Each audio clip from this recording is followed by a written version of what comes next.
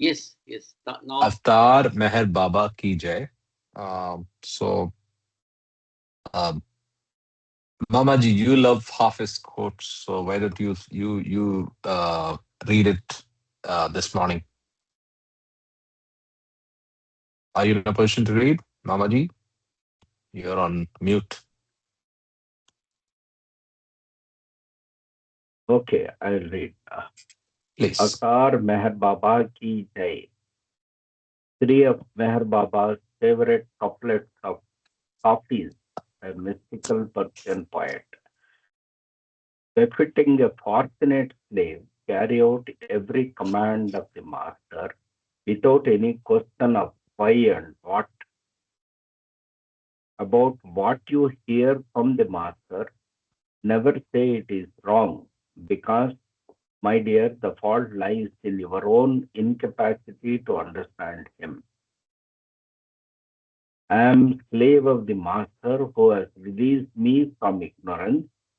Whatever my master does is of the highest benefit to all concerned. Hafiz, Avtar Meher Baba ki jai. Avtar Meher Baba ki jai. Thank you for reading and starting the call. So we are in session number 91, and physical page is 37 in volume 6. And Baba leaves Mahabaleshwar for Satara. That's where we pick up reading. So, Ashokji, you want to start by reading first? yeah, okay. Yeah, Jai Baba. Avatar Meher Baba ki jai.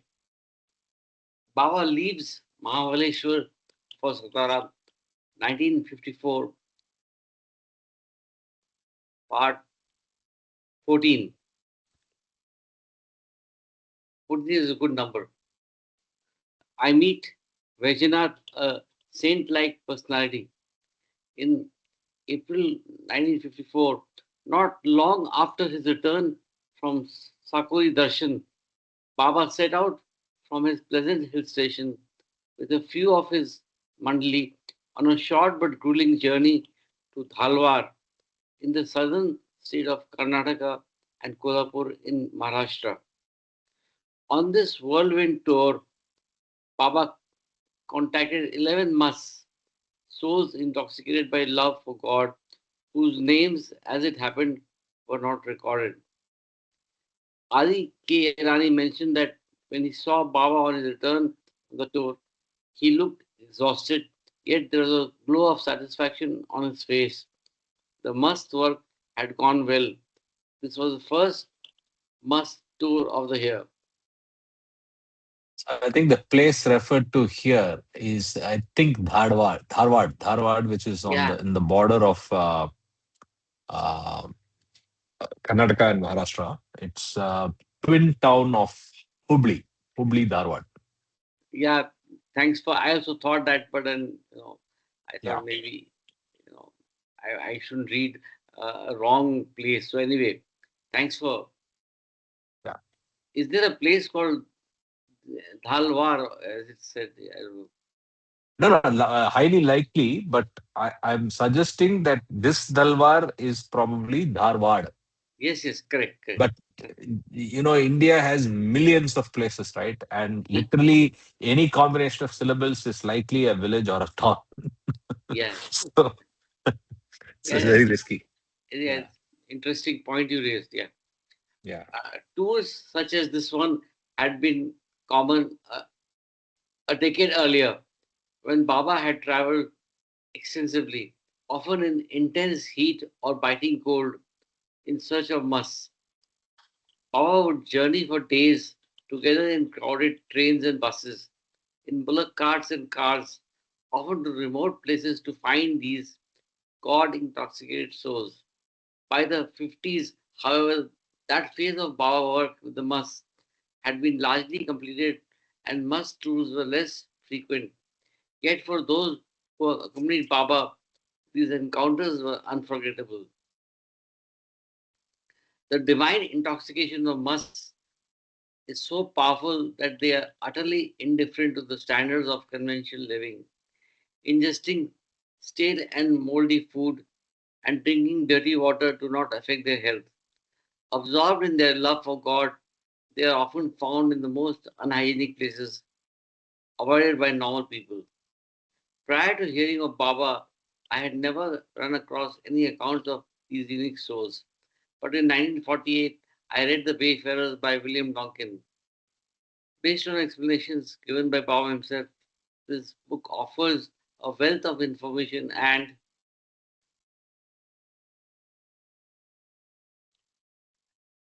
anecdotes about the different kinds of musts and the inner planes of consciousness on which they are stationed.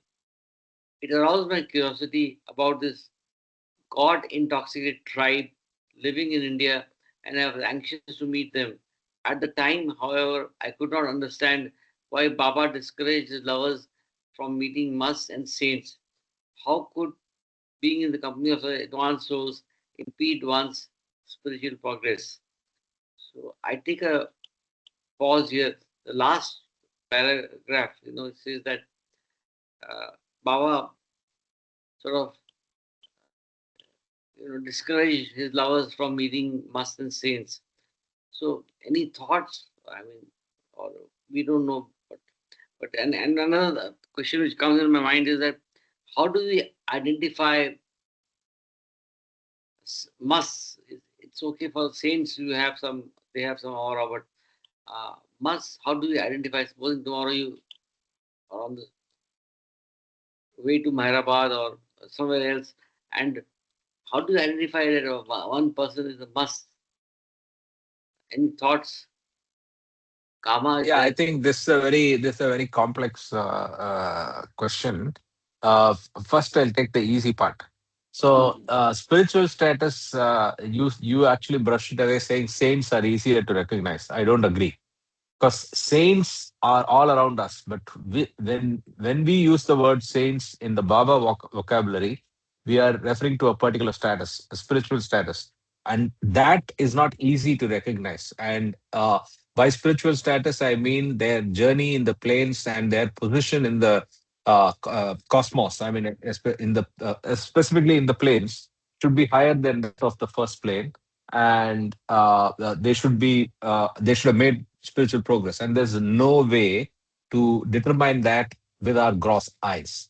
Okay, now coming to must again is a difficult proposition to identify, and in fact it created the term must hunters, because Baba had trained and probably gifted or gave a few of his mandali the grace to be able to identify musts better than others. What musts characteristically do is they are quirky in their behavior. They are quite often living in unhygienic circumstances, but they are very, very astute in certain things, right? So they may be able to predict certain things very well, future incidents very well. They may be able to uh, dole out grace. So they may say something to you which helps you change your life, or what you would normally call a mini miracle, or some gift of grace, right? So they must do that, and they have a following, right? So they have a following largely because of their spiritual status and activities in that area. They also sometimes do a lot of work, a lot of seva, and they have a following because of that. So things like that. And some other interesting facts about musts. Mostly musts are male, and mostly musts are Muslim or Sufi, right? And of course, this is a quick intro. There's a lot more that we can learn from Wayfarers, and at least I think all of us on the call right now have all of us Yeah, enjoyed reading that book. Yeah, Yes. Sanjay ji. largely aligned what you said. But Muslims, as you said, because Baba has met most of them who were Muslims. I don't know for what reason. There could be everywhere, all around the place actually. So No, no, that's but if you look at my it take. Yeah. from arithmetic, no, arithmetically, the Muslim background is higher than Muslim number is higher than the. No. That's because Baba yeah. has met them. Does not have Yeah, exactly. Baba may not have Okay, met yeah, okay. all of them. So that's why. Okay, that's a good Before one. Baba and after Baba also there must have been must, right? So Yes, loving God is yes. not a time period constrained Universal, yeah, activity. It is universal. yeah. So there are people Yes. who love God and absorb themselves into His love. So they are the Thanks for must. pointing that out. Yeah, Yeah, I would say that. Yeah, Jai Baba. Yes. Jai Baba. Jai Baba, I have a query. Karthik, you're saying most musts are Muslims based on wayfarers or Based on wayfarers. So arithmetically from wayfarers. That's it. Okay, So okay.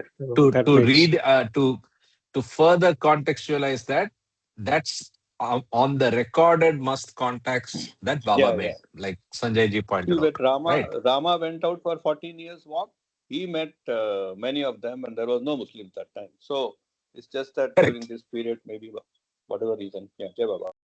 So the other point I want to make is musts basically are between the first plane and the sixth plane. So can we assume that in the 7,000 spiritual hierarchy, which is between the first plane and the seventh plane, of course, is the you have the three majzubs and five um, uh, sadgurus from the 56 God realized souls who are part of the 7,000. So in the 7,000, you have basically musts and saliks distributed between the first plane and the sixth plane. Is that correct, Jai Baba? Yes, correct. That's a correct inference, right? So, uh, I mean, it's not only musts and saliks. Then you have to also accommodate peers. So there's a whole cosmos of possibilities, right? But saliks and musts, peers are all in the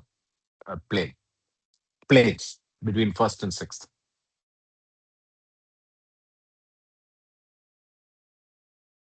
Any others want to comment to that?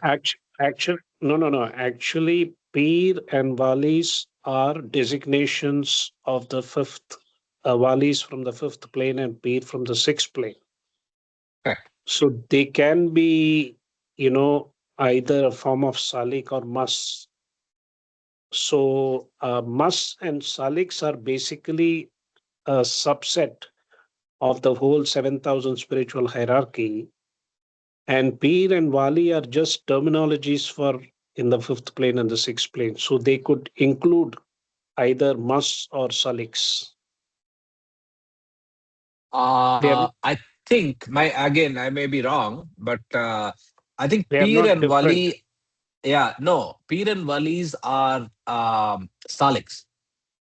Okay, so Okay. they are not So, musts. That's what I think. So if they okay. are a must, you can't be a Peer or a Wali. So a Okay. Peer or a Wali will yeah. That's correct. Yes, because they Yeah. are. I mean, they are in the body consciousness They're states. Yeah. So exactly. The that's correct. Okay. creation consciousness is intact, Right. and yeah. So okay, let's continue. Yeah, I think that's another definition, right? So musts don't have uh, awareness or contact with creation at all, right? So they eat like us. They do their bodily functions just like one of us, but they are not aware and they are not in this plane. So they will be in a dazed state. That's another attribute. Just as a point of confusion for me, the date of publication of Wayfarers is mentioned as 1948 or so here. Correct. Oh, I was not sure. I thought it was later. That's why Well, I don't. confirm on that. We can confirm that. That's a good point. I will try to do that in parallel. But the Musk tours that happened were before 1948 anyway. So it's not chronologically impossible, but it's quite immediate. If that's the point you're making. Okay. Okay. Yeah. Yeah. Okay. So Ashokji, Yeah, your question got, I think, well-deserved participation, and I hope it threw some yeah. light on. I thank everybody. Uh, I'll continue reading. Please. Later, gradually it dawned on me that unless one's energy is wholeheartedly channeled in one direction, the longing to realize truth cannot have the required depth and intensity. Jesus said, "Leave all and follow me. I am the way." In a similar spirit, Lord Krishna in the Bhagavad Gita enjoins his followers, "Leave all the paths and totally surrender yourself to me. I will free you from the bonds of illusion." I think both the you know sayings of Jesus and Lord Krishna is worth underlining. What do you think, Karthik? Yeah, why not? So I have a question, uh, more like a comment, but I'd like everybody's reaction to it. So why why is this restrictive statement made by the avatars? So it's kind of almost uh, in all other things, they are very universal and very loving and all embracing. Whereas in the aspect of uh, exclusivity, I mean, they enforce some sort of exclusivity in obedience and surrender, right? So it can be easily misunderstood, right? So today, uh, one of the reasons, if you see the fabric of the world broken between religions, it could actually be linked to statements like this by Jesus and those attributed to Allah through Muhammad, where there is an exclusivity assigned to a particular religion, right? And that exclusion kind of comes with a sense of superiority and so on and so forth, and it goes from there, which which is the sad counterproduct of these statements. But the core essence, according to me, is it's because of obedience and surrender, right? So Baba says exclusively me because he wants you to first surrender and dissolve your ego and recognize his status, and then do so with 100% conviction, not with hesitation, right? You're not trying something out, right? And that I believe is the same spirit with which the other advents, during the other advents, those statements were made.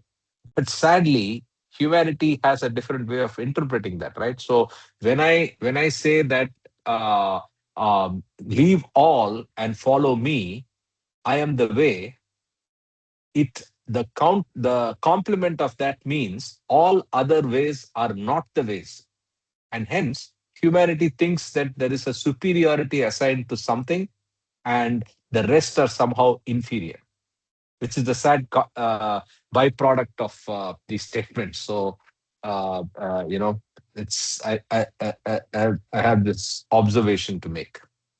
I hope you understood my point. Yes, Jai Yes, Baba, yes, sir. whatever you said is correct. And I would say it is also contextual in terms of the time and the period in which they say it. Because, uh, you know, the Lord does things which are necessary at that particular point of time, be it Lord Krishna or Jesus or Ram.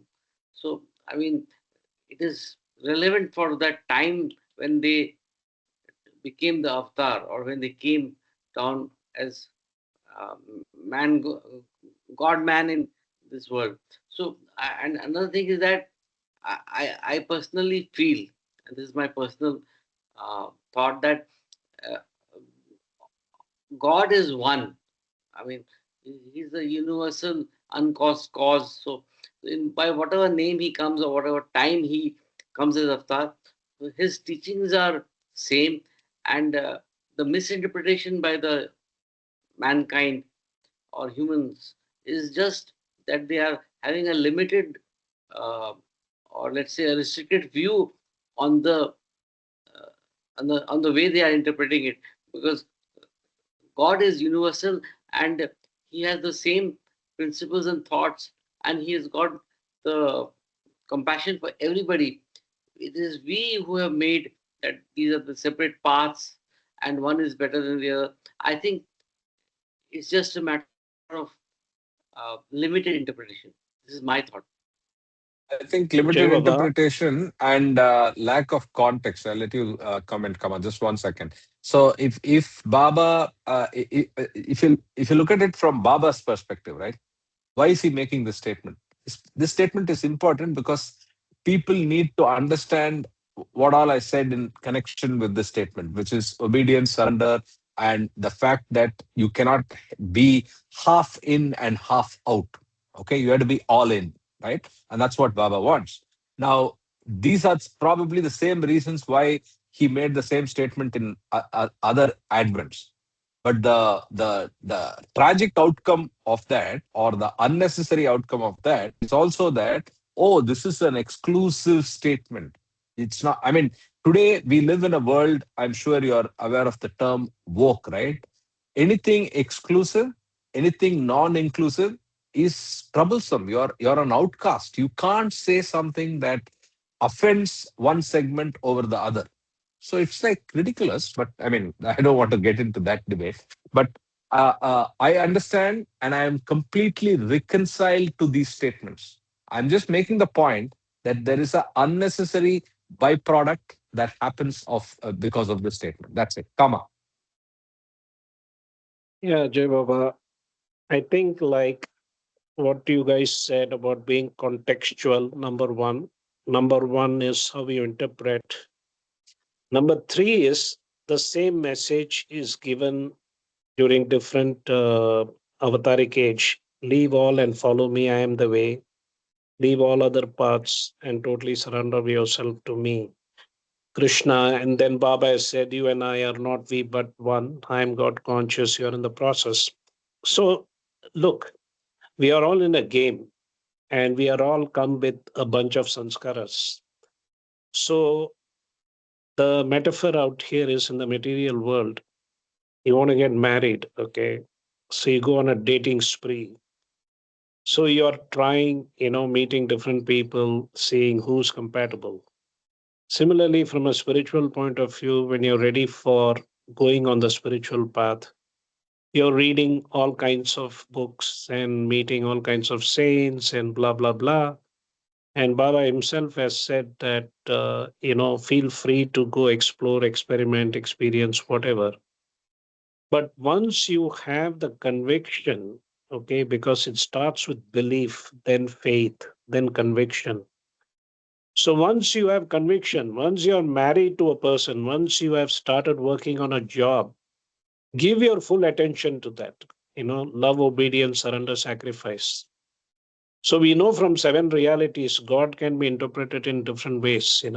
I mean, the most important one is God is love, and God is our own innermost loving self, and God in human form is the avatar, the Saguna Sarkar personal form of God. And the impersonal form of God when we go to sleep is self love. So the best definition we can relate to is God is love and love is God because we experience love in our day to day life. So I think there is no dichotomy out here. I think it's very clear that once you are have the grace, look at all of us. I mean, out of a billion people, out of 8 billion people, there are probably a million people who are aware of Mayor Baba, 0.01%. And out of that, probably you have the 20%, 80-20 rule, like, the RBC and the BBC. So each one of us is going on that way. So I think that in that sense, that once you are hooked onto one to the Sadguru or the avatar, just stick to it. And I think Baba has also recommended that whatever religion you're born in, just focus on that particular prophet of that particular religion that you're born in. And then when the time comes, the guru will come to you, a human guru, Jai Baba. I have a different perspective for this. As Please. what you have learned till now, avatar is repeated every 700 to 1400 years. There is an avatar. It is told in different contexts, and Baba has explained this very well. So, what is the new thing that the new avatar will bring? So, new avatar will bring some misconceptions, how to avoid that, and also fact that humanity is not exposed to properly, where it makes a wrong assessment or assuming wrong things. So in that 700 to 1400 years, whatever dictum was left by the previous avatar may be misunderstood, maybe not properly practiced and all that, and that is being redone by the new avatar. So in that process, that avatar will say, follow me. That is the way we have to understand this, I think. So each one, in all the lot of religions and religious gods have said at that time, leave all and follow me, I am the way. And the same thing is said by Avatar Meher Baba, leave all other paths and totally surrender yourself to me. I will free you from the bonds of illusion. So this is a sort of a linear progressive statement. So leave all means leave all the muck and say wrong interpretations or unknown way it was told and all that, and then go to the proper understanding as the new avatar is giving you the essence of how to reach God or how to become God. So that is one way of seeing all this in a positive way. Jai Baba. But I have one point to make, Jai Baba, that irrespective of whether Avatar Meher Baba, who is now the current operating system, or for this age, people who are inclined towards the spiritual path can follow Krishna, Rama, So that has happened during different avataric cycles. Yes, I think for the common masses who are looking for somebody, and I think today, as you rightly said, we all understand that today nobody is going to church, nobody is going to the temples or whatever. At least in the West, where I traveled the last 2 months, the churches are locked and empty. They are beautiful churches. So even though we all understand that Jesus is an avatar and he has given the right messages, why people are not following is because of the current civilization, the way we approach life, so-called post-industrial economy. So today, if people are looking for somebody they can look up to, there is nobody except we people who are very, you have the grace, and maybe some Sadgurus, whether it's Shirdi Sai Baba but Shirdi Sai Baba himself said, I give you what you want so that I can give you what you need. Because most people are going to go to Shirdi is for material desires, not for spiritual upliftment. Yes. So, Jai Baba. I'm sorry I took you guys off on a tangent, but I think it was an interesting discussion overall. Okay. So do we want to rotate reading, or you're good to read for some more time, Ashokji? I am good to read for some time. But if somebody wants to take over also, I'm okay. It's I just repeat this part, and then I'll like to hand over to others also. I have never Okay, sure. I had never dreamed that one day I would have the blessed fortune to hear from Meher Baba, the avatar of the age, a similar declaration. Yet this is exactly what happened. In clear words, Baba conveyed to me the truth of his being the avatar without in any way imposing it on me. But before I narrate more about this, I wish to describe the chain of incidents that led in a natural way to my meeting with Mahabaleshwar, to my meeting Baba in Mahabaleshwar. On my return from the March 20 Sakori meeting, the uplifted feeling of being with Baba made me more receptive to his inner guidance. The strengthening of my inner contact helped me to complete, as per Baba's instruction, the Marathi translation of Baba's message. Existence is substance and life is shadow. Existence is substance and life is shadow, not an easy job. Starting the last week of April 1954, school closed for the 6 week summer vacation. I had no interest in sightseeing or in visiting friends or relatives. A taste of the rare joy experienced in Baba's company had ruled out other interests from my life. Since it was not possible to see Baba during this period or even to send him a letter, I opted for the next best thing to spend my vacation in Baba's office in Ahmednagar, where Adi resided.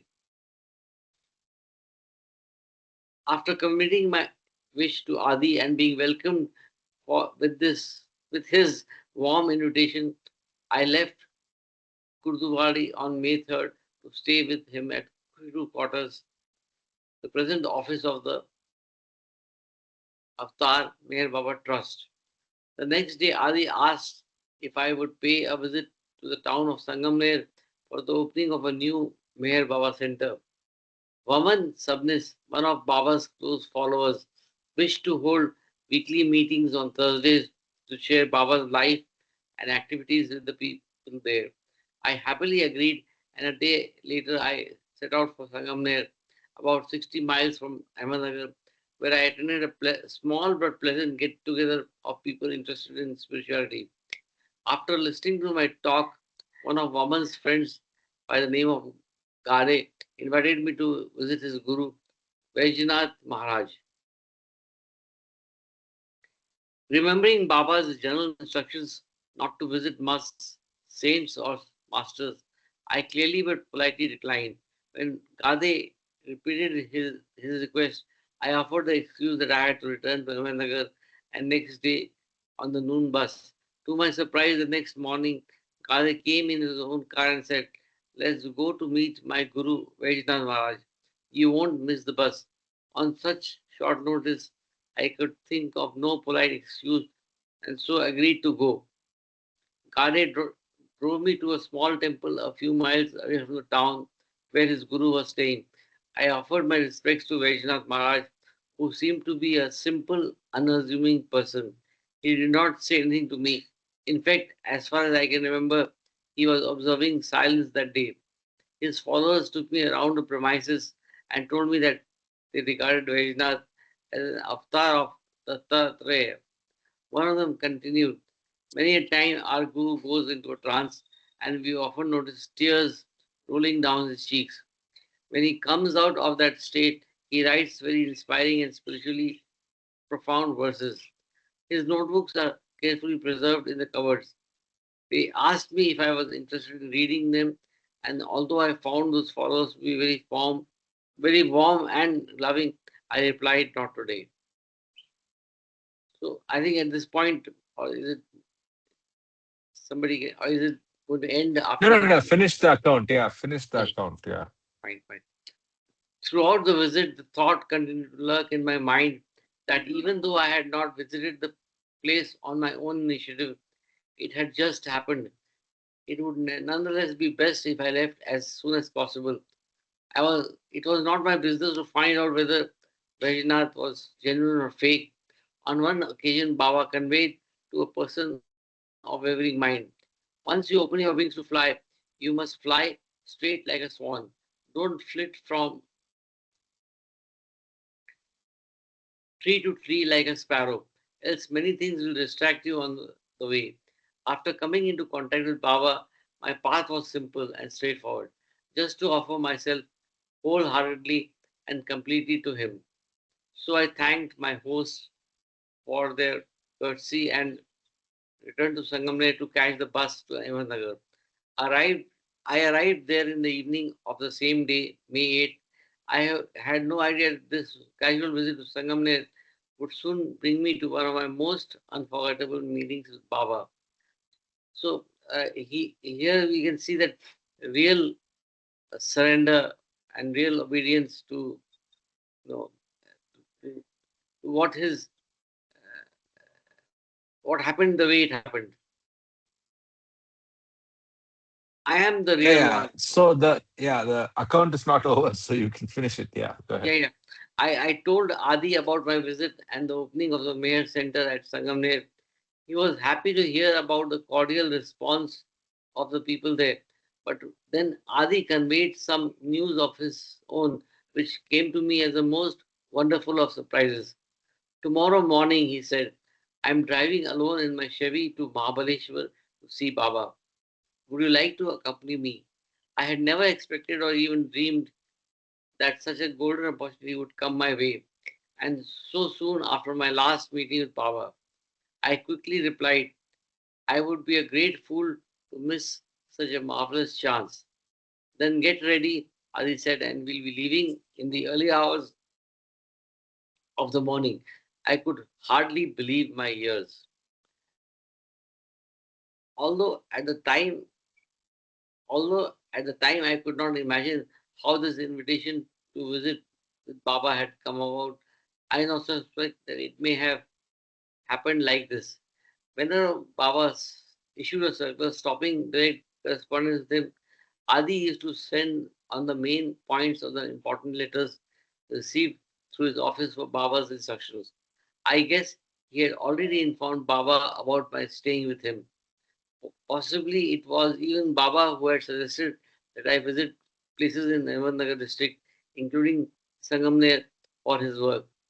This is just a guess, however, and I never asked Adi about it. In any event, the next morning at about 5 o'clock, I found myself in a car with Adi, leaving Ahmednagar.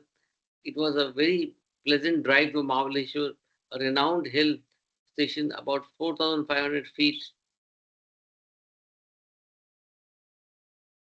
above sea level on the crest of the Western Ghats. As the car drove up along the Serpentine Road, I was enjoying the cool breezes, while Adi's talk about his life with Baba warmed my heart. We reached Florence Hall before lunch. Returning to this beautiful estate in the hills of Mahabaleshwar revived memories of my earlier visit to this place on October 16, 1950, when Baba was still in the new life. There is a reference. Now, 4 years, number one, for an account of this momentous meeting, see Bal Natu, Glimpses of the God Man, Meher Baba, Volume 2, page 275 to 93. Now, 4 years later, it gave me great joy to be able to meet and greet the Mandli here once again. Dr. Deshmukh, whom Baba would sometimes permit to stay with him during his college vacation, was also there. It was Baba's usual practice each morning to leave the main bungalow where he stayed and to visit with the men Mandli in the quarters. What an inexpressible joy it was to see Baba again. Although being in Baba's presence was an experience like no other, each time was different. Like a garden that is never exactly the same, however often one visits it, the charm of Baba's presence had so many subtleties that one never came to the end of them. After Baba had greeted us, he took his seat and discussion of the day's business began. In the course of my first morning session with him, Baba asked me to report to him about my visit to Sangamner. He listened with great interest to my account. In the end, he gestured. Anything left out? I replied, nothing worthwhile. The next morning, after listening to some correspondence, once again he turned to me and gestured. Do you remember any other detail about your visit to Sangamner? I replied, yes, Baba. Finding Baba surprisingly interested in this insignificant visit of mine, I began telling him the names of Vaman's friends, including Gade, who had been in attendance at the meeting. I went on to describe my visit to the Pravara River, the water of which had impressed me with its remarkably sweet taste. The cross reference to, in fact, at that particular place, the river is known as Amrita, meaning nectar.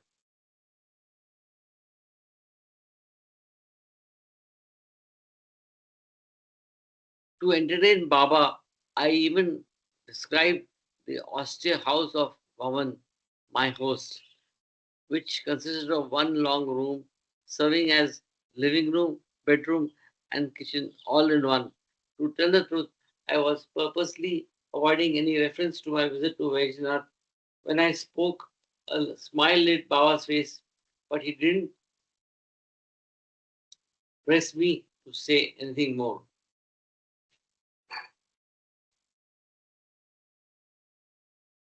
But the next morning, to my surprise, Baba again raised the subject of my Sangamner excursion. What else do you remember? He gestured. Having exhausted all other details, I was compelled to let the cat out of the bag. I began. Baba, without my wanting to, I was compelled to visit a saint like person who is regarded by his followers as the avatar of Dattatreya. Baba showed interest and in his all-knowing ignorance, seemed to be waiting for more information. He gestured. How did it happen? I told Baba the I told Baba the whole story, which I presented partly in the spirit of a confession and partly as a self-justification. During the narrative, I would glance at Baba's face, but I didn't find any displeasure or condemnation there. After hearing out the entire incident, Baba asked me if I had told Bajinath about that Meher Baba is the avatar? I answered no. Some of the Mandali were also present in the room. Pointing to Adi, Baba asked, don't you think that Bal should have told Vaishnath about my meeting, about my being the avatar? Don't you take me to be the avatar? Adi, in his characteristically forceful manner, replied, Baba, you are the avatar, supreme perfection personified. Baba cast a glance at me and I understood what he meant. I kept quiet. Then he then he turned to Dr. Deshmukh and gestured. What do you think? Deshmukh paused for a few moments, reflecting on the question.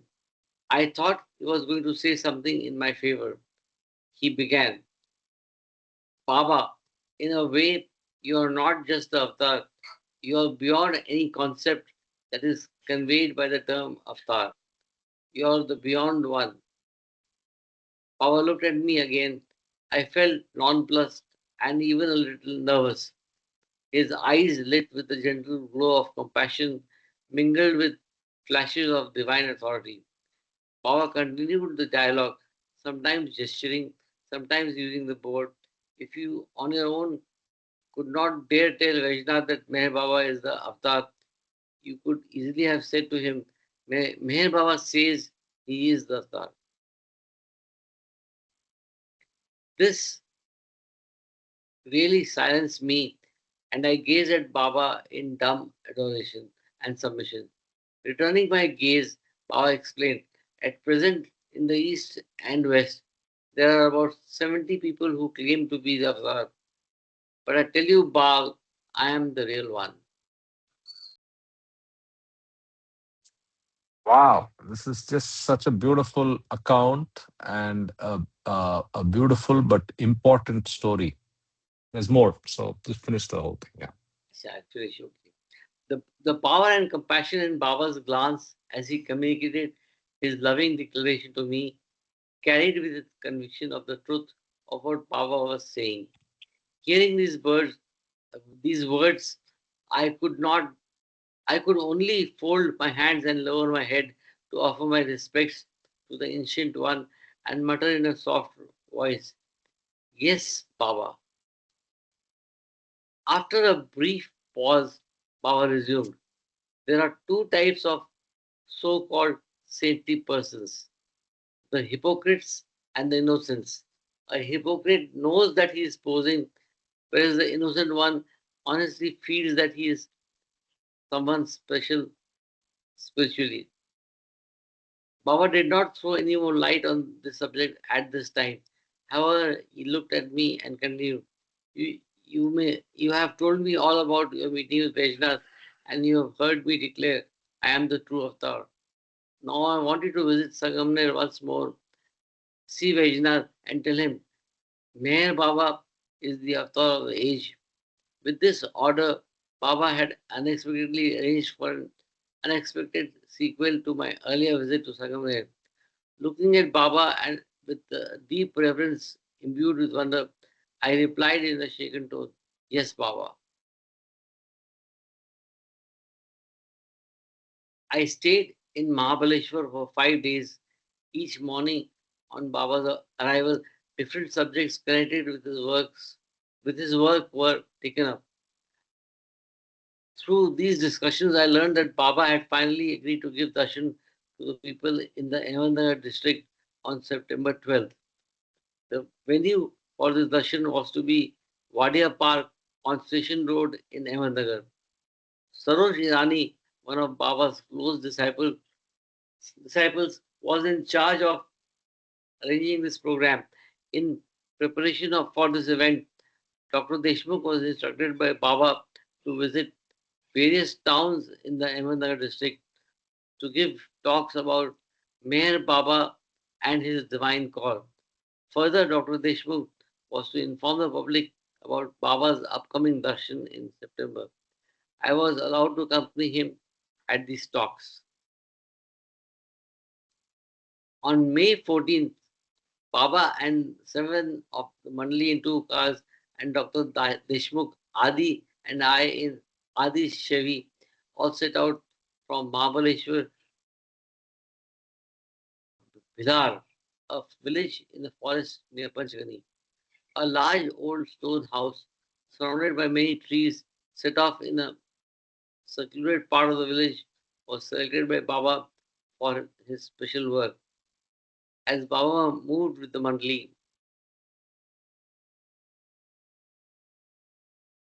through the spacious, half dark, bare rooms of the house, he remarked with a twinkle in his eye, I intend to work here for 7 days in the company of seven ghosts. This was Baba's way of referring to the Mandali who would be staying with him there. After the luggage was unloaded, Adi and Dr. Deshmukh and I drove back to Ahmednagar. On reaching the city, Adi apprised Sarosh of his conversations with Baba about the darshan program. Sarosh brilliantly took up the work of fixing the dates of Dr. Deshmukh's talk in different towns. Owing to his eminent social standing, Sarosh received prompt and favorable responses from prominent people. So on May 17th, Dr. Deshmukh gave his first talk in Ahmednagar. Since this day coincided with the full moon day of Vaishakha, the birthday of Lord Buddha, Dr. Deshmukh first introduced the audience to the life and principles of Gautama the Buddha. Then, with skill and deep conviction, he turned to the subject of Meher Baba, whom he presented as the same enlightened one now living amongst us. An auspicious beginning to the work Baba had assigned to him. After Dr. Deshmukh was finished, I also spoke on this occasion.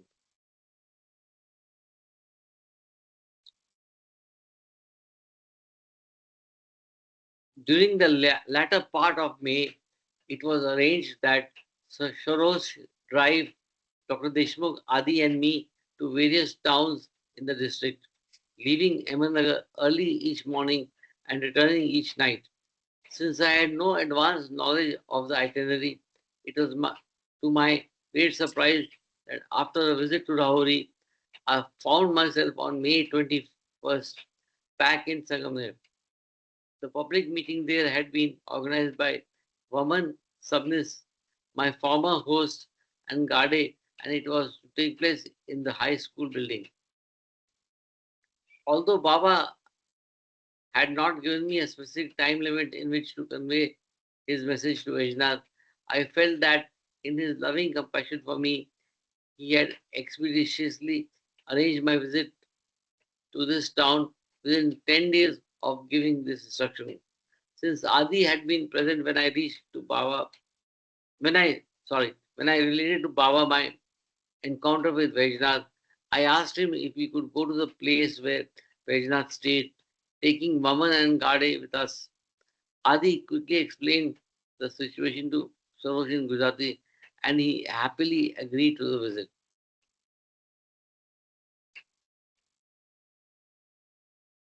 When we reached Gade's farm, I noticed Vajnath sitting in a room, or perhaps it was on the veranda.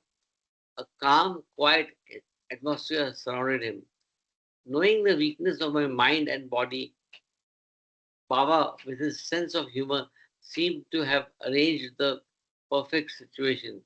I stood before Vajnath, flanked and fortified on one side by Sarosh, a tall, robust man, and on the other by strong minded Adi. So it was with ease and confidence that I opened my discussion with Vajnath. I said, I was here some days back, but today I am here with a special message for you. Meher Baba says that he is the avatar. He is going to give a public darshan on September 12th in Ahmednagar. I extend an invitation to you for his auspicious darshan. Vaishnath listened intently to what I said and simply nodded. We had no time to linger, and anyway, my mission had been completed. So we immediately left for Sangamner. I felt greatly relieved. Everything had gone smoothly. Later, I learned that in June, Vaishnath sent several verses in Marathi to Baba through Pawan Sabnis. These verses were read out to him, and he seemed pleased. Accordingly, Vaman was instructed to convey Baba's love blessings to Vaishnath. Baba's ways of contacting saint like persons and musts were unfathomable and hence beyond comment or interpretation. After visiting a few more towns for Baba's meetings, I returned to Kurdubadi, where my job awaited me. I felt immensely beholden to beloved Baba for helping me to obey his order as naturally as water flows in a stream, winding its way to the river. And that direct glance of Baba stayed with me in my heart, unbeknownst even to myself, watching over my sleeping spirit to awaken me to the reality of his ever abiding presence as the avatar. Sometimes I still envisage Baba's index finger pointing at me, gesturing, I am the real one.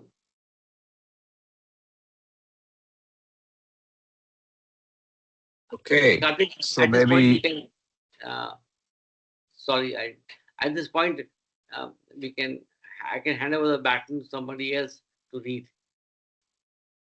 okay. Do we have anybody else willing to take over the baton?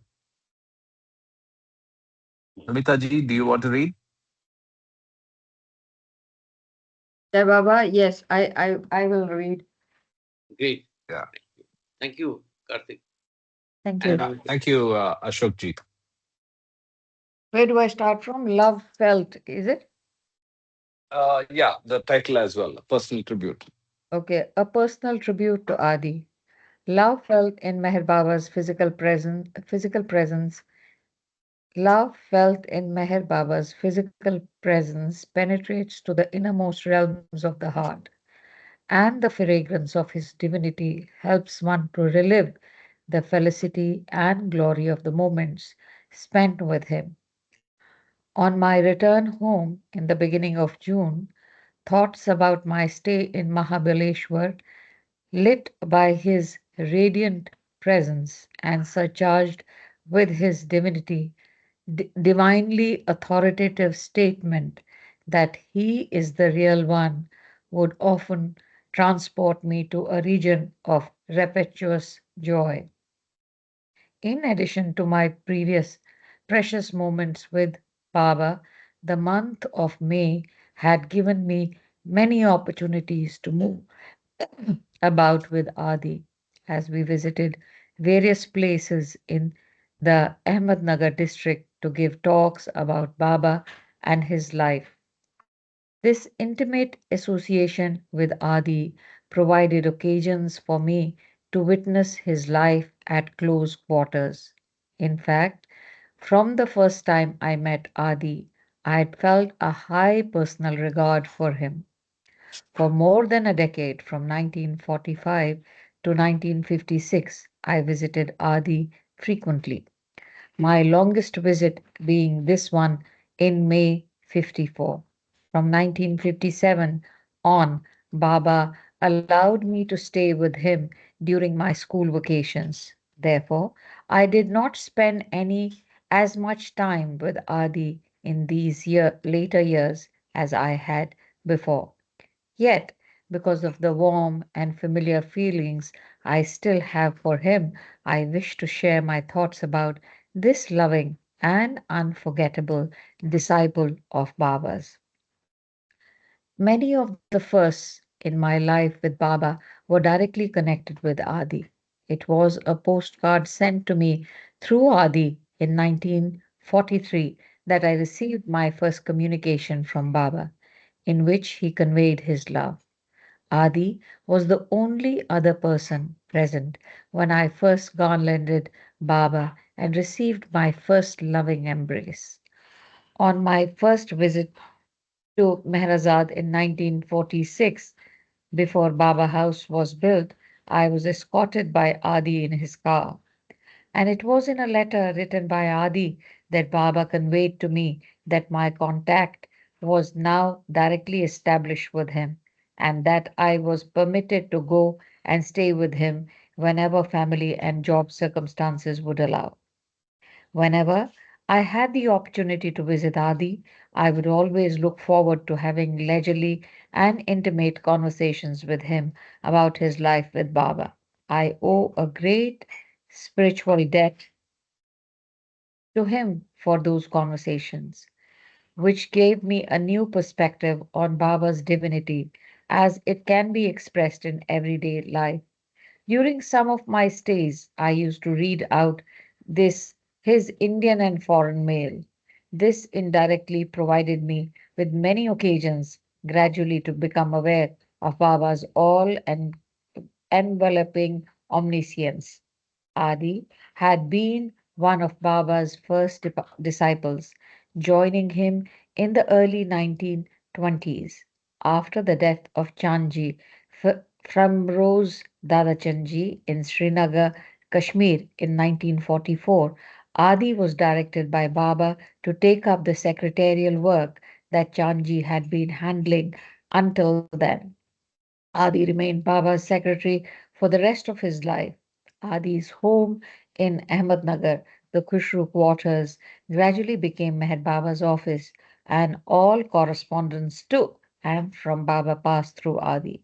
Thus, Adi played a vital role in keeping Baba's lovers informed about his life through personal letters as well as through circulars and books. Through this warm, inspiring, and instructive replies to the letters addressed either to him or to beloved Baba in seclusion, Adi served as a link for many people in their coming closer to Baba. Adi was a man of aristocratic taste and bearing. He relished good food, loved smoking cigarettes, which Baba limited to five a day, and enjoyed driving fast cars. He was also very kind and loving of heart. Adi was a fine singer and accompanied himself on the harmonium when he sang ghazals to Baba. During the new life, Adi would sing the deeply moving and powerful Song of New Life, training the companions to join him on the chorus. Adi was typically frank and forthright, a man of strong likes and dislikes. Many of those whom Baba chose to have near him were not only strong hearted but strong willed as well. This was certainly true of Adi, who would, when the situation called for it, become a true lion in Baba's cause. During one of Baba's visits to the West in 50s, a Westerner asked Adi, "What have you learned during your years in the company of Baba?" Meher Baba. Adi, after a puff of his cigarette, replied with the conviction that was so natural to him, "Sir, I have learned two things. One, God exists. Two, Meher Baba is God." The gentleman did not dare to question him further. During the years that I visited him in Khushru quarters, from time to time, Adi would pour out stories from the treasury of his own experiences with Baba. Some of these episodes had been utterly exhilarating, but some had been trying as well. Yet always I could feel the warmth of Adi's love for Baba as palpably as one would feel the heat while sitting near a fire. What shone out from our conversations together as we sat up talking late into the night was his unshakable conviction that Baba is the avatar, that Baba is God, was to Adi a certainty beyond all doubt. His one pointed, overflowing love for Baba gla- gladdened his heart even as it challenged my mind. For I was in awe of a conviction so complete that it had gone entirely beyond the level of intellectual interpretations and had become a basic reflex of his being. What a lucky man. Indeed. Yeah. In fact, one of Adi's favorite expressions was, "Conviction in Baba is nothing less than God realization in disguise."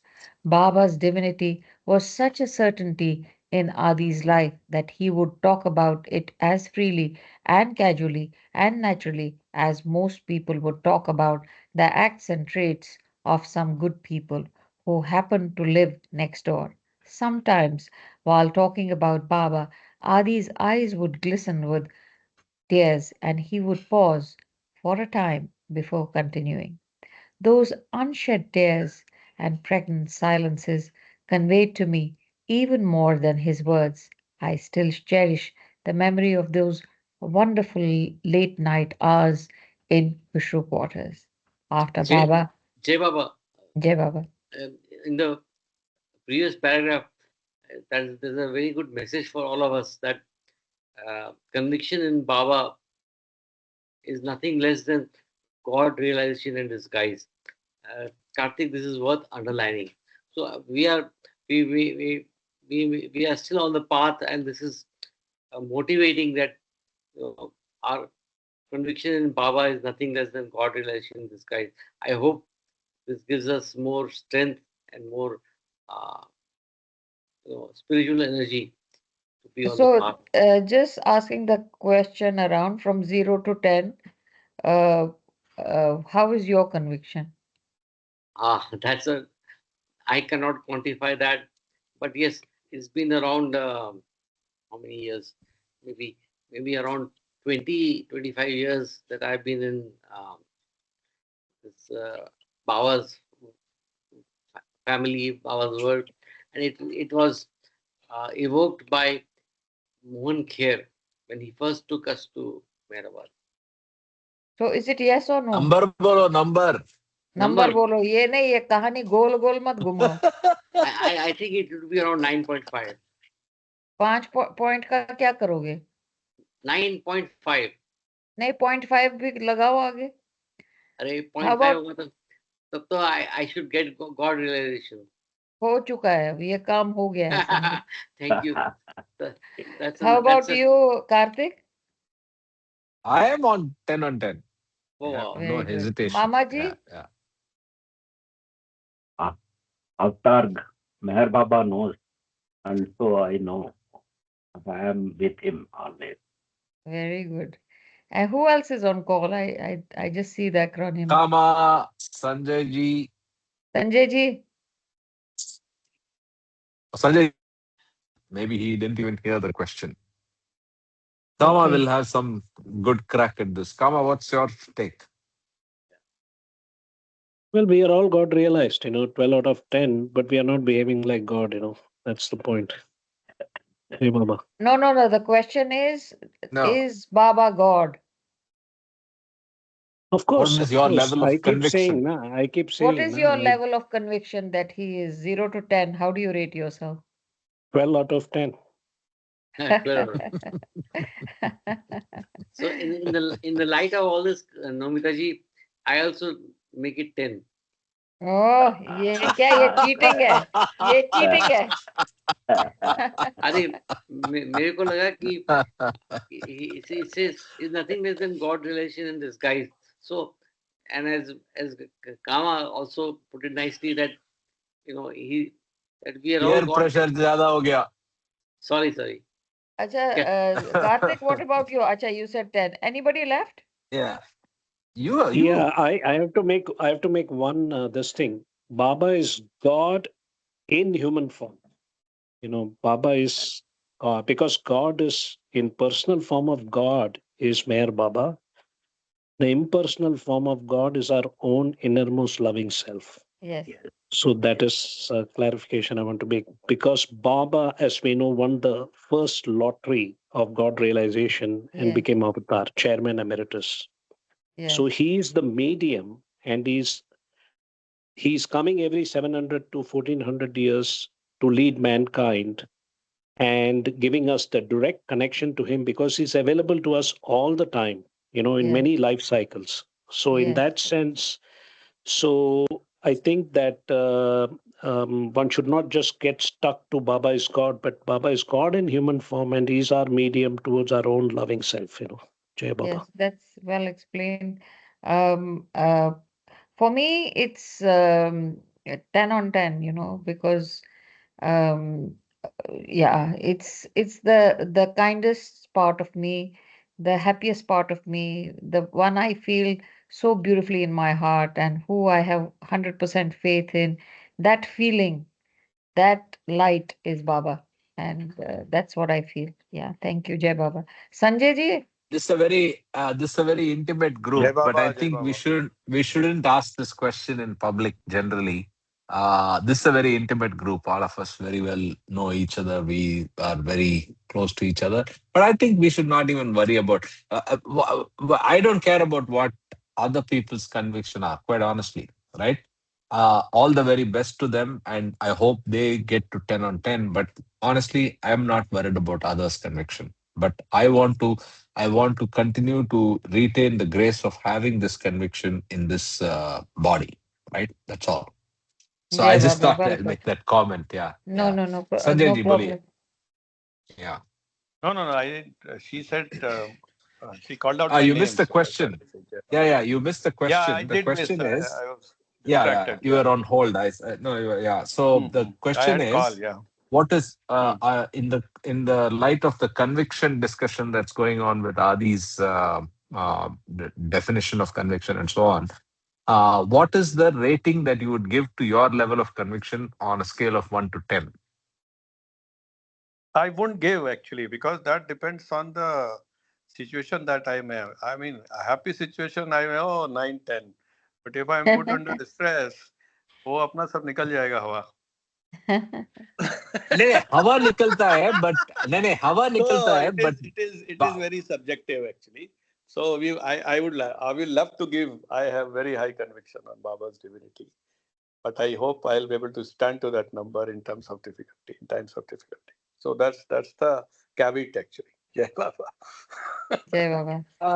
No, no. I'm very curious now. I know again this is very personal. So when it recedes from 10, क्या होता है? What comes to your mind? Why does it recede in the face of adversity? So you're saying कुछ हुआ life में adverse हुआ, then that recedes from 10. I'm very curious if you can explain, It, and it, you can always say I don't want to it talk about hit it. till why me, why, and all that. I mean, it's a very general human Okay, quality, you know. general. If Okay, okay. everything goes well, then Baba I is taking care, and we are like eggs that the bird is under his feather, and everything is there. correct, correct, So, but correct, we must correct. Okay. also be sure that our love has never been tested probably to that extent. Some of us may have faced that situations. I have faced that situations and come out of those things. But we should not feel, कि, oh, I have a very high conviction and I have that conviction. So that conviction is also Mm, his Baba's gift to us. And we should try to Yes. improve that gift and preserve that gift and grow it up. So yes. it's Very that. beautiful. Very, My, very Yeah. beautiful. my experiences in terms of adversity, I hit a wall and there's only Baba. I mean, in the worst of times, he becomes stronger than in my happy Yes, times. yes. Yes, yes, yes. Yeah, it Yeah. doesn't dip because there's nowhere to go. It's like a cliff. So, so I It's would say, Nomita ji, that he's giving you opportunity uh, to firm up the conviction on him. yeah, Strengthen. If you take Yes. it just like that, so it is good. Yeah. yeah, I take it like that Yeah, क्योंकि yeah. जब मेरे हाथ में कुछ नहीं होता तो क्या करूं किसके पास जाऊं तो Yes, बाबा yes. ही होते हैं बड़े Yeah, सबसे yeah. बड़े Baba भगवान says, he says, call out to me. And who हाँ calls out to me with the bottom of his heart or whatever word is there, I'm there to help. Yeah, yeah, yes thank yeah. you Many such examples in. Yeah, but all right. very, very interesting perspective from Sanjay ji, which is quite possible in many of us. It's uh, like a jilted lover, or it's like a child who gets angry with his father. Right? Two Yeah analogies for the change in the face of adversity. So, if you have reached the point of where Nomita ji has reached, that's good because you don't have anything else. So even in the face of adversity, it's only Baba, right? So yeah that's the Well said. best case. But then there's the human sanskaric framework can help can make us uh, Mm-hmm. lose. Yes, Yeah, yeah. sometimes. Yes. Yeah. Right, right, Very right. well said. So we Thank you. keep Thank you. praying him, remembering him that he strengthens our conviction in him. That's all we can do. Jai But Baba thank you yeah, Jai Baba. everybody's sharing was very valuable thank you Baba. After Baba set aside his physical body in 1969 and the waves of Westerners began coming into pilgrimage to Mehrabad and Mehrazad, Adi's office would be crowded in the late evenings, in the informal atmosphere that prevailed there as cups of tea were passed around.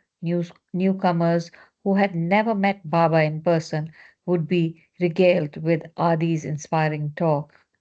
In addition to sharing stories about Baba's life, Adi would welcome questions, especially those pertaining to living for Baba and the obstacles one encounters within oneself.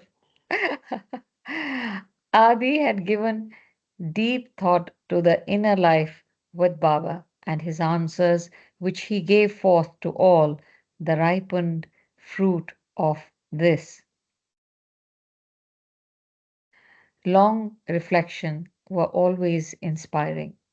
When asked, for example, what Baba meant by the balance of mind and heart, Adi once gave the metaphor mind and heart must work together. Mind without heart is like a riverbed without water, lifeless and dry. Heart without mind is like a river without banks. The water, having nowhere to flow, becomes a swamp.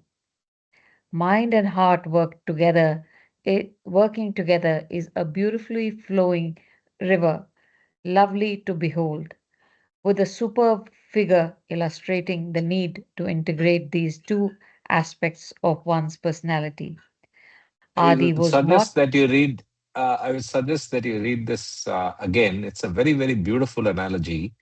sure. This is something that we can reuse, meditate more on, and internalize, and also use it when we are faced with having to explain mind and heart to others. So I suggest you please read it again.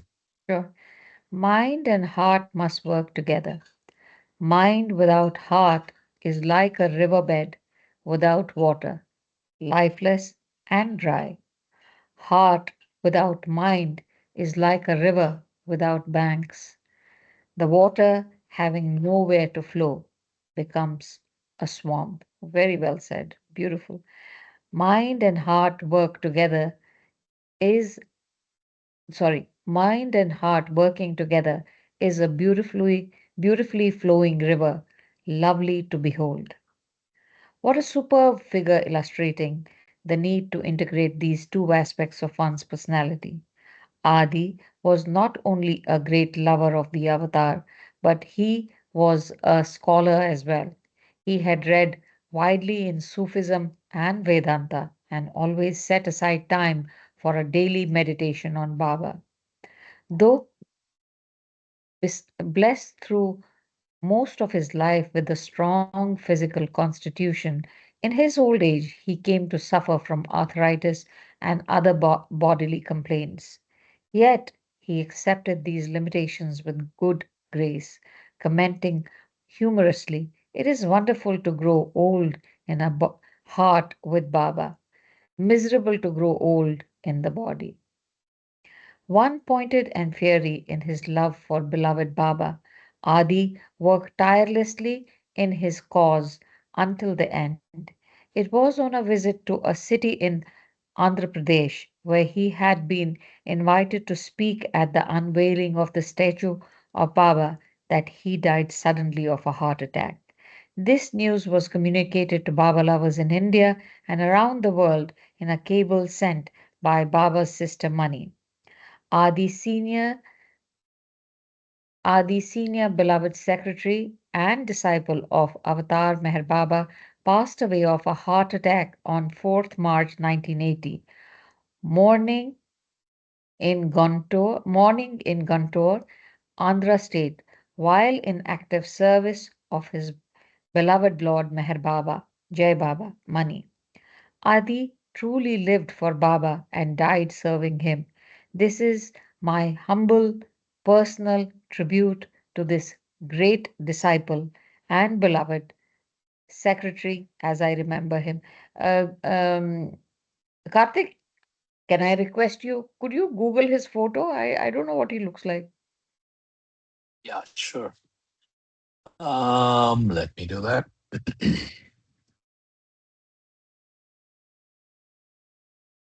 By the way, I checked meanwhile uh, the initial publication date of um, what do you call Wayfarers is indeed 1948. Thank you. Thank you. Yeah, yeah. What was his full name? I don't know. So that's what I said. Adi Aditya K. Rani. Irani. Yeah.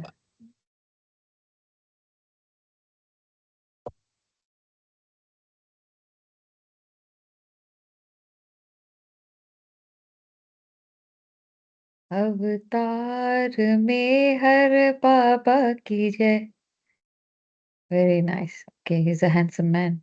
And Baba is Indeed, peeping indeed, from behind. indeed. Yeah. Jai Baba, thank you very much. But I really love his mind and heart analogy. Yes, it's River beautiful. and the banks. It's just beautiful. Yeah. Yeah, Yeah. it's very, very Adi nice. Rani Can you used to copy sing and on put it harmonium. somewhere? Huh? The photograph or the No, analogy?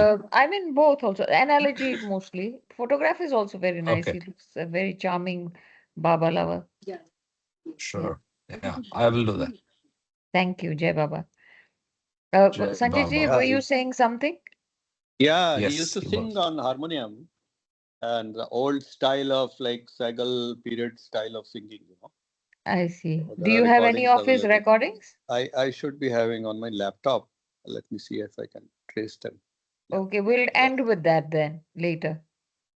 If you find it, Not yes, yeah. now. I am Yeah. not sure now. Now you have Oh, examination. okay, Do okay. it quickly. Yeah. So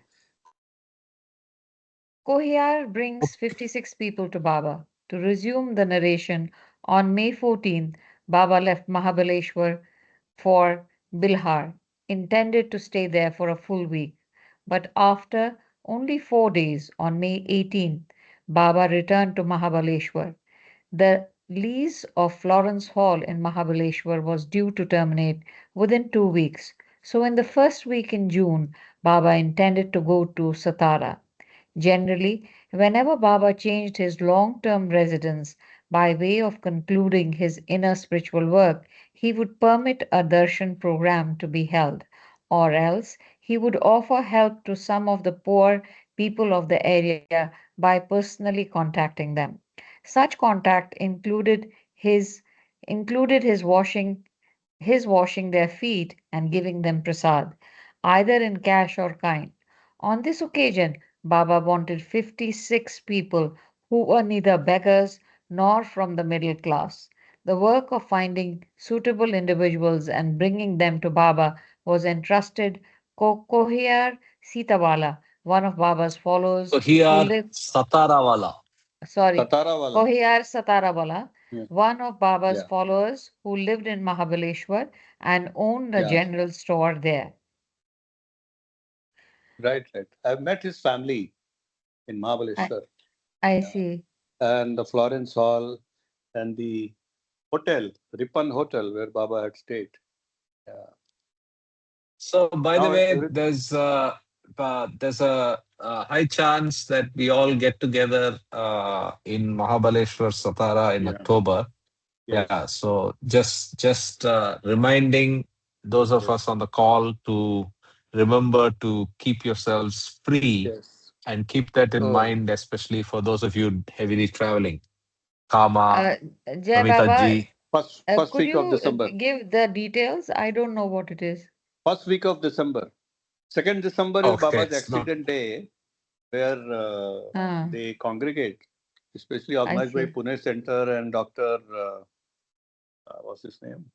Uh, yeah, whom we spoke last time. Yes, yes, yes. I'm Yes. not able to remember his name. Yeah, Yeah. yeah. First name. I see. I, Yeah, yeah, yeah, yeah. If you have the yeah. information, Sanjay ji, would appreciate if you can share. No, No, no. no. So Information as loosely of and today is informally. 2nd December is that program, which is every year. So that day is there, you know. I see. I So 2nd see. December evening, that program would be held there. And then we discussed last time that we can also visit Before or after? Mahabaleshwar and see Baba spots like Arthur Seat, which is now quite changed, and Baba's picture.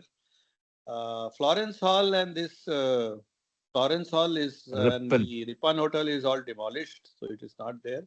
But there are several other bungalows which Doc Saab, the person whose name we are not able to recall, he can take us around and see. And there is in the Tiger Hill cave is there where we can all go, right? So all that spots are there. And Mahabaleshwar in itself is a hill station, so few of the things we can do just like that. You can Wonderful. also There go is to a the hotel which ghost was ghost.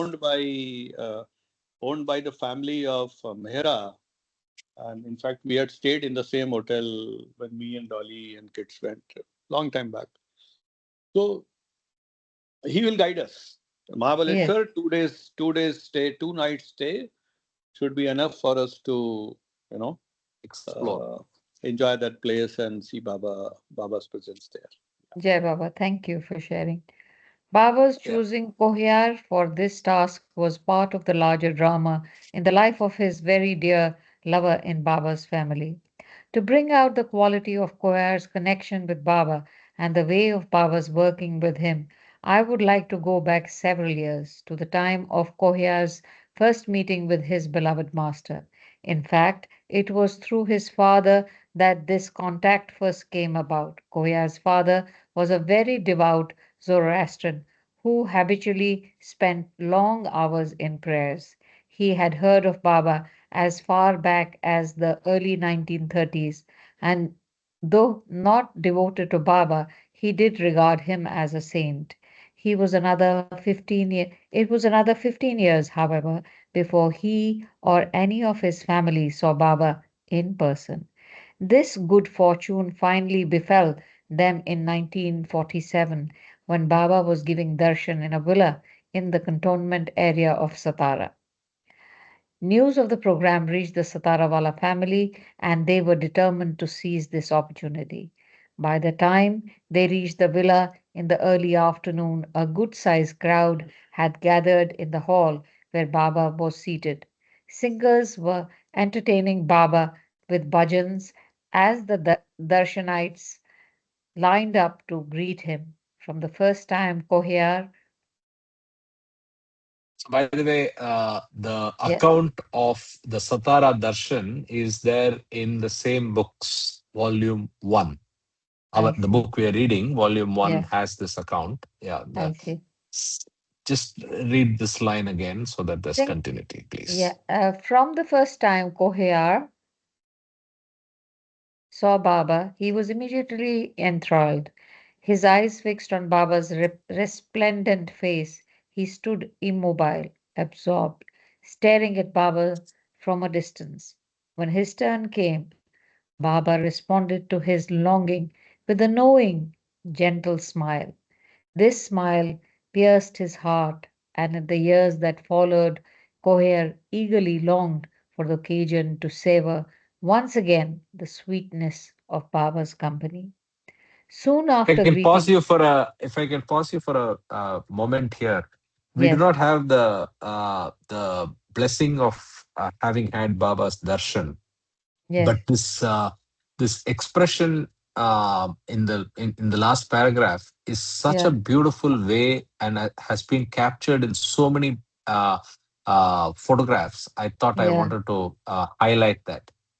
true, Baba's smile when he's looking into the eye of a lover uh, is a knowing and gentle smile. I yes, think that's so beautiful, right? So if you look at yeah, some yeah, of those photographs where Baba is looking into the eyes of a lover, it's that knowing, it's that compassion and the gentleness, all of it coming out in those photographs, right? So I know yes. probably I'm just making an emotional statement, but I thought I'll point it out. No, no, it's a good statement. Soon Beauty after greeting beauty Kohyar, of, Baba yeah, called, beauty of, yeah, Yeah, Sanjay ji. yeah, beauty of his language. Oh yeah, absolutely. soon Sorry. after Soon after greeting Kohyar, Baba called Kohyar's father to him. As he approached, Baba raised his right arm and put his thumb in to his index finger, meaning a good person. Baba gave him an orange as prasad. Then, without using the alphabet board but relying on gestures, Baba conveyed to him, I am the real one. I am the one who listens to your prayers. I am the very I am very happy to see you. Remember me. You want to go to the footnote? Glow International, May 1984, page 21.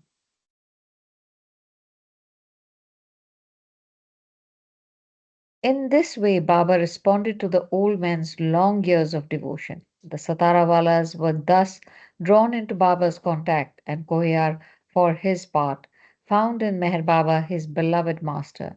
But years had passed before he could enjoy once more Baba's physical proximity. Finally, in early February 1954, Kohyar was overjoyed to learn that Baba was staying in his hometown of Mahabaleshwar. He had also heard that his woman disciples were going to celebrate Baba's birthday on February 12th, since by the Zoroastrian calendar this was Baba's birthday that year. This was to be a private celebration, and others were not supposed to know of it. Kohyar, however, heard of it from the owner of a guest house who had been asked to prepare sweets for the occasion by Vishnu, one of the Mandali. Even though outsiders were not permitted to attend, Kohyar thought Surely there should be some way in which he could express his heart's love. Where decided to seize this knowing, seize this opportunity to send a beautiful bouquet of roses to Baba. But knowing that Baba was in seclusion and had given orders that none of his followers should attempt to see him, Quer sent the bouquet with a local gardener with strict instructions not to reveal the identity of the sender. However, Vishnu, who received the bouquet, reported the matter to Baba and he immediately wished to know who sent it. The gardener had to disclose that the flowers had been sent by a local Parsi who kept a shop on the main road. That same afternoon, Kohar found two of Baba's men, Mandali, visiting his store. Erich asked him cordially, "Are you the person who sent the bouquet of flowers to Baba?" When Kohar admitted that he was, Erich went on, "As Baba is in seclusion, he did not appreciate your anonymous gift. Why couldn't you have sent a card with the flowers? In fact, he was annoyed with you. You don't know, head you lose, tail also you lose." he he was Yeah. annoyed with he was annoyed with you, and so he has sent us to let you know of his displeasure. Quail, groping for an excuse, replied, "Well, Baba is God, so there is no need to enclose a card with my name and address." Eric shot back, "Huh? So you were trying to be clever? What did you wish to tell Baba's Oh, what? Did you wish to test Baba's omniscience? You should never do such things with him. In your dealing with Baba, you should always be practical and sincere, and don't let your emotions override your obedience to his orders." Koyar apologized and Erich softened. "Anyway, now that you have given yourself to Baba, he wants you to know that he has already pardoned you. But be warned, never try to approach him unless he has summoned you. Now, give your word." Koher promised, and the meeting was concluded. But as time went by and his longing for the company of the beloved master increased, Koher eventually found it impossible to keep his promise. In April of this year, Koher learned that Baba was still in Mahabaleshwar, and further that he was in the habit of taking an early morning walk along a particular route. On the morning of April 7th, overpowered by his desire to meet Baba personally, Kohar hired a taxi and went there, hoping to catch a glimpse of him. But after a while, disappointed by his fruitless search, he remarked to the taxi driver, "I wonder why Meher Baba has cancelled his walk today." The driver looked at him in surprise and answered, "But didn't you see him? We just passed him." Leaping from the taxi, Kohar raced back to the road to where he could see Baba walking with Ramju, completely forgetting the instructions given to him. He ran and prostrated himself in front of Baba on the road. Then, recollecting himself without waiting, waiting even for the exchange of a single word, he immediately jumped up and rushed back to the cab, feeling rather shamefaced and guilty. Ramju told Baba that the person who had bowed down to him was the same young Parsi storekeeper who had anonymously sent him flowers. So again, Baba sent two of his disciples to visit this rather impatient lover. But they learned from Koya's father that his son had left town on a business trip to Bombay that very day. On the succeeding days, Baba kept sending someone to find out whether Koyer had returned. This kind of repeated enquiry, which may sound strange to those unfamiliar with Baba's ways, was actually one of his methods of expressing his intimacy with someone. Finally, one day, Erich and Pendu found Koher at the shop. As his act of prostrating himself before Baba had been a direct disobedience of Baba's instructions, he now received a severe scolding from Erich. Yet, as before, his chastisement ended with Baba's compassionate pardon. But now, Irich advised Koyar should really do his best to obey Baba without such failure and lapses. In conclusion, Irich told him, Baba sends his love and says that whenever he sends for you, you are to come immediately. Koyar was delighted to hear this, for it seemed that his longing to be with Baba again might at least be fulfilled. More than a month passed, and with Koyars waiting restlessly for the call. Then on May 17th, Erich and Pendu appeared in his shop. He invited them into the living area in back, but they declined, saying, "We have come here for a special purpose. Baba has some work for you." Impetuously, Kohyar replied, "I can do anything for Baba. What's the work?" "Baba's work is not as easy as you think," Erich warned, "and before we can tell you what it is, you have to assure us that you will do it." A vague anxiety registered in Koyar's face, and he replied, "I am sure that I can do what Baba expects me to do, but will you be kind enough to let me know a little about it? What kind of work will be assigned to me?" But Irish replied seriously, "Remember, don't be hasty in giving your consent. Baba's work is no joke. It is not like eating chocolates.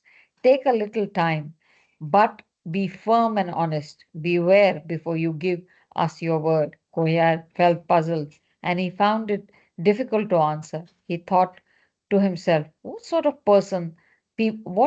people are these? What strange condition is Baba asking me to fulfill before I can meet him? Erich and Pendu simply waited, saying nothing, refusing to enter the house before receiving from him an affirmative reply. In a pleading tone, Koya replied, "How can I give my full consent until you tell me what I'm supposed to do?" From a rational standpoint, Koher was entirely right, of course, but Baba's masterly ways are many a time beyond human understanding. Erich and Pendu were also helpless because they were bound to act strictly according to Baba's instructions. Since Kohar had still not committed himself definitely, Erich turned to Pendu and said, "Kohar is undecided. He didn't know if can obey Baba's implicitly or not. Let's go. Why waste time?"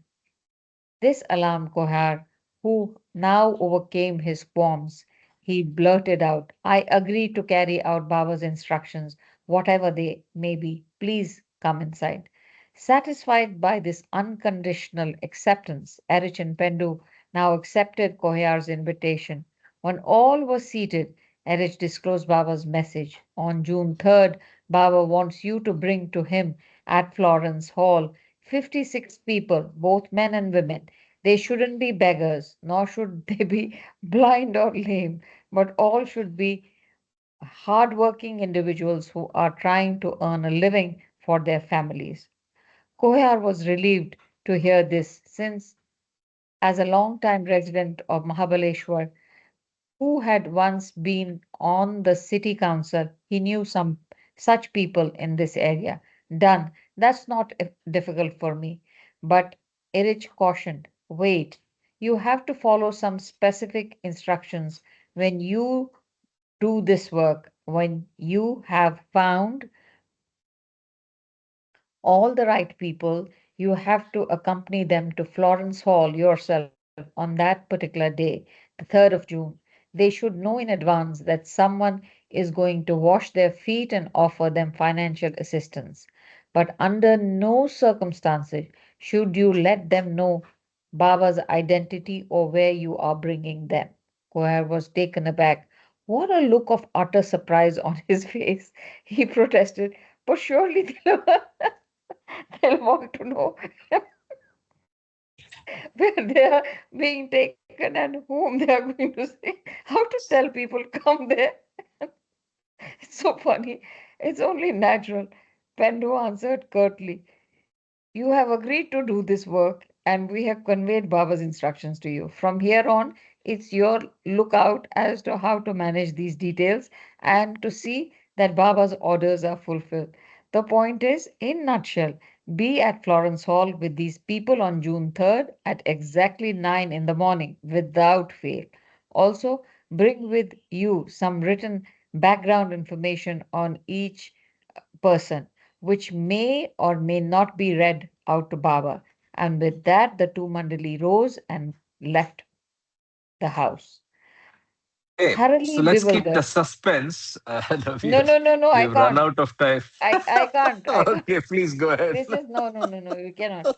Thoroughly Let's finish. Yeah. bewildered, Koyar watched them until they were out of sight. No fiction could be stranger than Baba's instructions, he thought. How was it possible to fulfill such orders in view of the conditions that Baba had imposed? But somehow he felt certain that all would end well. As it happened, as soon as he began making contacts, doors seemed to open before him.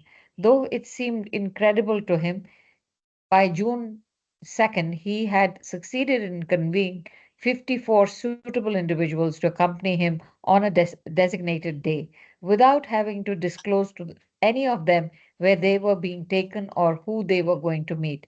Yet on the morning of June 3rd, he was still 2% short. I was thinking about that.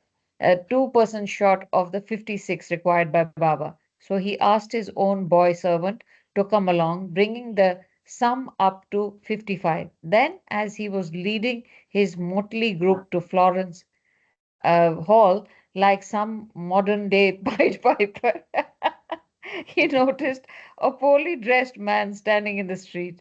Since time was short, Coelho skipped the usual enquiries and, without further ado, asked the man to join the party, using as bait that the man would be given some material help. Shit, he's in trouble.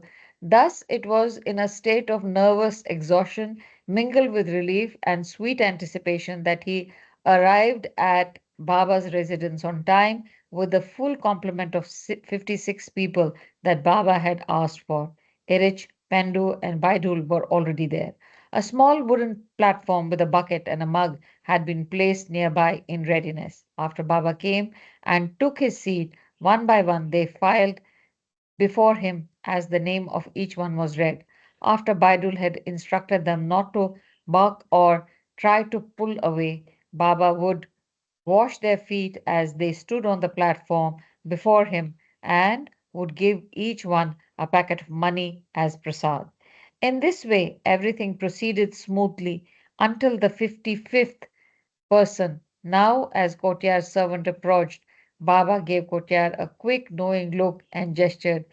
In pleasing me, you have also tried to please yourself, because he had sought some benefit for his servant. But when the last man reached the platform, the man whom Kotyar had just picked up along the roadside, Baba's mood changed. Not a good choice, he gestured, and added that the man was a money lender. Baba warned Kotyar that in the future he should be more careful with the work entrusted to him. The program ended, all filed out of Florence Hall.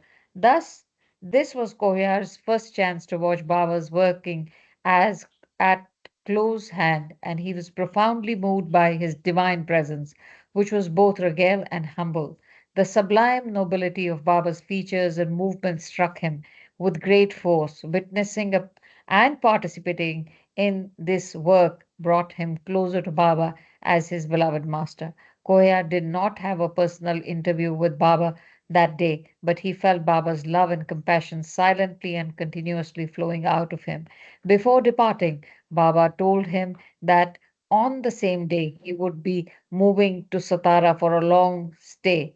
He gave Kohyar permission to see the Mandali whenever he happened to visit there, but not Baba himself. Incidentally, Kohyar later found out that the 56 man was indeed a money lender, as Baba had indicated.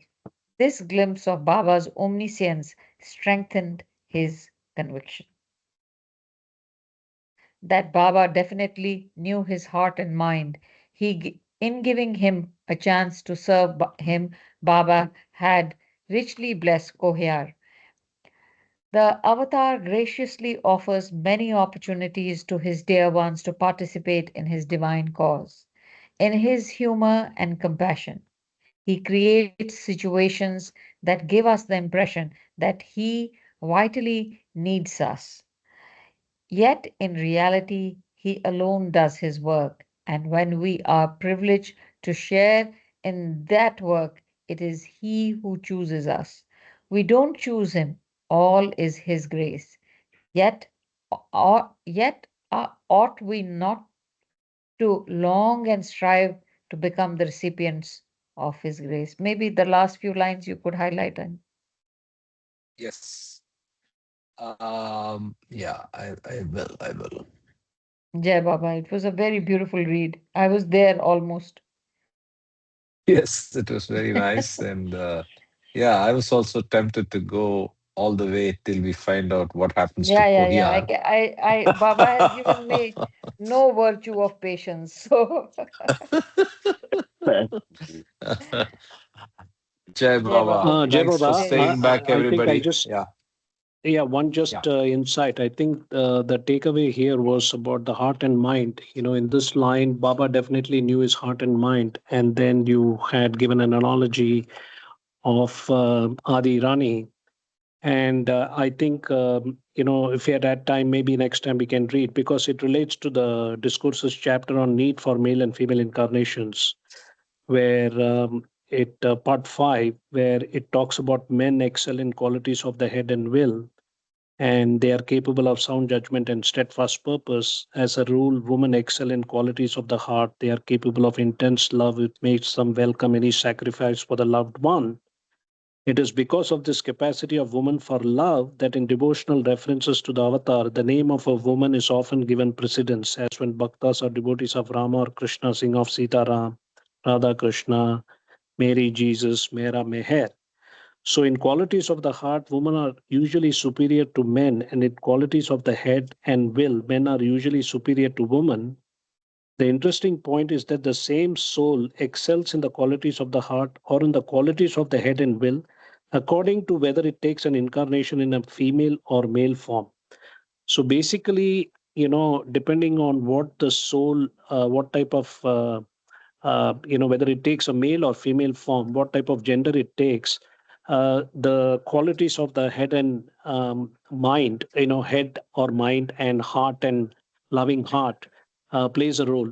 So I think to summarize this, Baba said man has gone from the age of animal instinct to the age of analytical reasoning mind, and this is the age of heart intuition.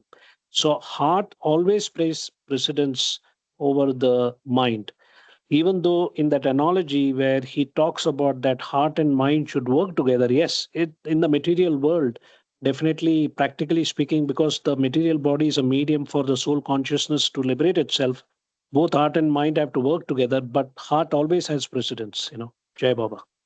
Jai Yeah, Baba. yeah, yeah. Thanks for Yeah, pointing that out. Thank you. yeah. Jai Baba. The river example was beautiful, river and the bank. Yeah, that's so So, Yeah. beautiful. and that And we it can makes it apply so to a understandable. man and woman, uh, wife and husband. And also the So it stagnation of water when without yes, banks. Swamp. Yeah. yeah. Yeah. Gonna Sanjay ji, did you find that song? No, I was listening to this. I'll find out. I'll send you All on the right. group or something. Yeah. Okay. Jai Baba. Jai Baba. Thank Another you. Avtar point I Meher would like Baba ki to. jai. Jai Baba. Okay. Jai Baba. Thank you. Yes? No, no, please complete, Mamadi. The reference Please. to 56 people to be brought. So I was just Yes. thinking why that number Yes. and all Yes. that. Yeah. Yeah. Yes, Yeah. Yeah, I 56 important. think God it realized souls. Yes, yes. could be Also linked. coming to my mind, so putting yourself into shoes of Korihar and exactly Yeah. 56. It's not that chalo 4-5 extra le jao. That option was not there. Exactly Correct, correct. 56 only is to get. He cannot say 58. एक दो नहीं आएंगे तो 56 तो बैठ जाएगा करके.